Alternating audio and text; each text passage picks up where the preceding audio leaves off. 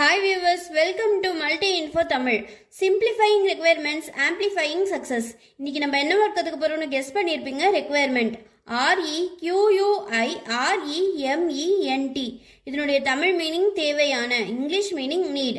இது ஒரு நவுன். இந்த ஜாபுக்கு இந்த டிகிரி ரெக்குயர்மெண்ட், இல்லை இந்த ஜாபுக்கு இந்த ஸ்கில்ஸ் எல்லாம் ரெக்குயர்மெண்ட்.